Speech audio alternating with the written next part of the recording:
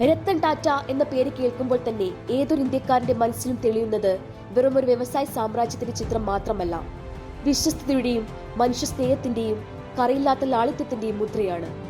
Indian വ്യവസായത്തിന് വെളിച്ചം സമ്മാനിച്ച ആ അതുല്യ വ്യക്തിത്വം നമ്മെ വിട്ടു പിരിഞ്ഞിട്ട് 1 വർഷം തികയുമ്പോൾ ആ ഓർമ്മകളെ രാജ്യം ഇന്ന് നെഞ്ചിലേറ്റുന്നു.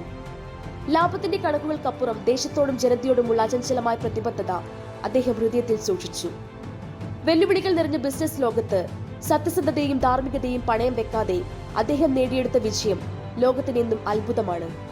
ഇന്ത്യക്ക് നഷ്ടമായത് വെറുമൊരു ബിസിനസ് പ്രതിഭയെ മാത്രമല്ല, വിശ്വസ്തയുടെയും നിസ്വാർത്ഥമായ വിനയത്തിന്റെയും അവസാന അധ്യായമായിരുന്നു അദ്ദേഹം. ടാറ്റ ഗ്രൂപ്പിന്റെ വരുമാനത്തിന്റെ ഭൂരിഭാഗവും ടാറ്റ ട്രസ്റ്റുകളിലൂടെ ജീവകാരുണ്യ മേഖലകൾക്ക് സമർപ്പിച്ചതിലൂടെ അദ്ദേഹം പരോപകാരത്തിന്റെ മഹത്തായ സന്ദേശം ലോകത്തിനു നൽകി. അതിരുകളില്ലാത്ത ലാളിത്യവും കറയില്ലാത്ത സത്യസന്ധതയും കൈമുതലാക്കിയ അദ്ദേഹത്തിന്റെ ജീവിതം വരും തലമുറയിലെ സംരംഭകർക്ക് ഒരു അമൂല്യമായ വേദഗ്രന്ഥമാണ്.